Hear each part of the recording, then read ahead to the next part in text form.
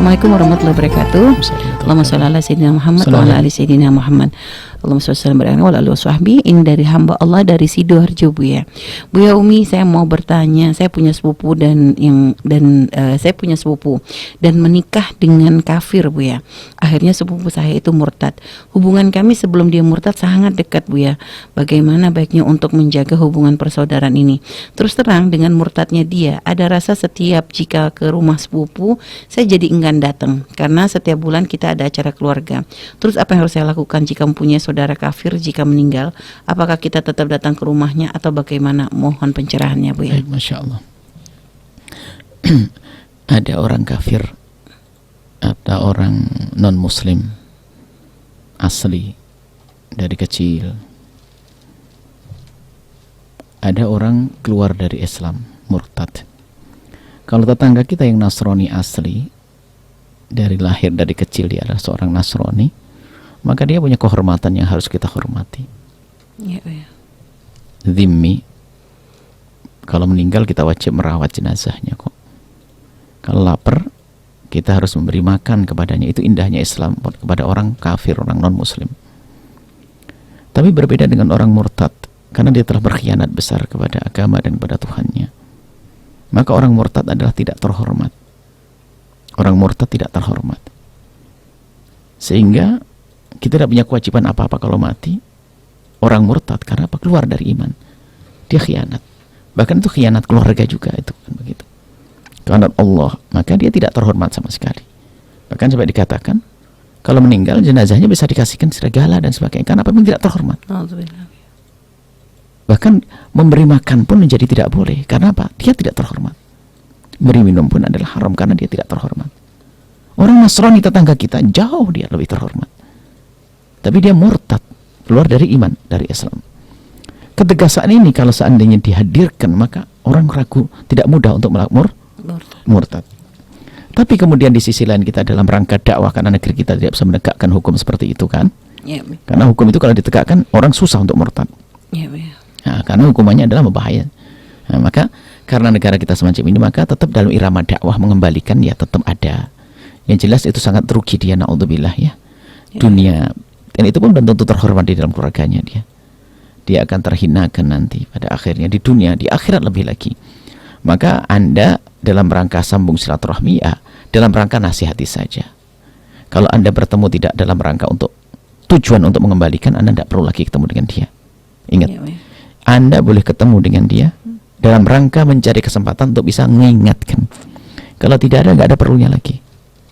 Karena tidak ada tujuan Anda. Bahkan mungkin apalagi dia mungkin diberi oleh Allah kelebihan sisi harta. Jangan-jangan kita malah seolah-olah tunduk dengan kekayaannya dia. Hilanglah, tambah mereka tambah jauh dari kebenaran. Seperti itu. Kalau dengan keluarga, Bu ya, misalnya keluarga tadi si sepupu ini, paman dan bibi berarti, Bu ya, yang ternyata mereka juga ya maksudnya tuh kayak meridoi gitu. Mungkin awalnya enggak, tapi lama-lama menerima kemurtadan anaknya itu. Itu juga itu aib sekali, itu kasihan sekali. Justru itu menjadikan anak nggak akan kembali. Kalau seandainya keputusan orang tua anak, kalau kau keluar dari iman, aku tidak punya urusan dengan. Langsung diputus begitu, nggak ada masalah, nggak ada masalah, karena tujuannya memang tujuan karena untuk membalikan dia sebetulnya. Karena dia lebih bagusnya itu dipegang dulu untuk dengan tujuan terus megang supaya bisa dinasihati dong, otomatis ya menasihati ya. Menasihati ya, awal-awal menasihati. Kalau sudah bisa diputus sudah. Karena kan tidak bisa. Gitu, ya. Cuman kadang-kadang ada sebagian tempat karena dia kemudian paling sukses, dia paling dihormati di antara anaknya. Innalillah. Ini Bu model apa?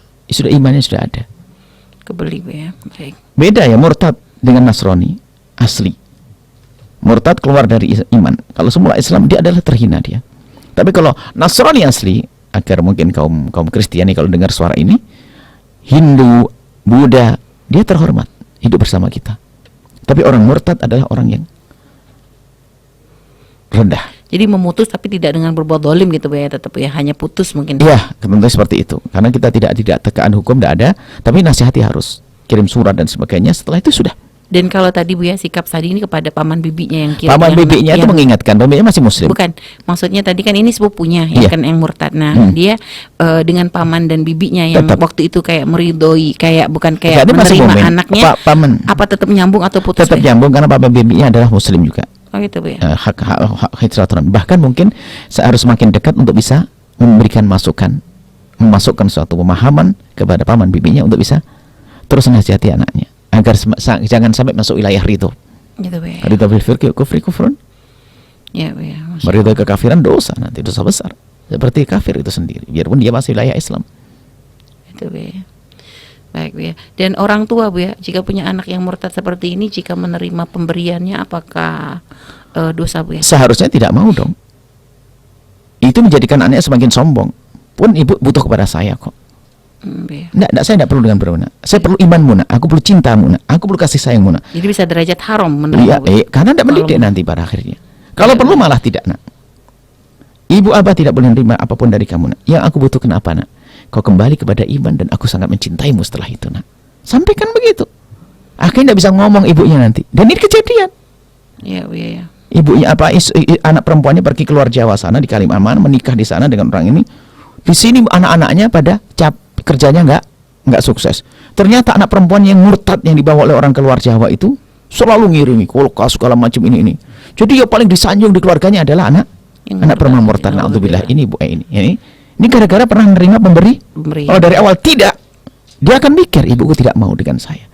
Berarti ibuku tidak cinta dunia. Jadi hanya cinta aku karena aku ingin beragama kembali. Oh tersentuh hatinya. Nggak kebeli Bu ya. Nggak kebeli dong. Baik, subhanallah Bu ya. Ini memang banyak banget Bu ya kasus yang kita baca gitu, seorang tua yang awalnya misalnya marah ketika anaknya murtad, hanya karena lama-lama menerima pemberian iya, itu. Bu ya, Naudzubillah. menerima. Baik Bu ya. Baik, subhanallah Bu ya. Terima kasih Bu ya atas jawabannya dan kepada yang bertanya. Karena di agama suaminya pun ngajari begitu. Bawa ibumu kepada agama.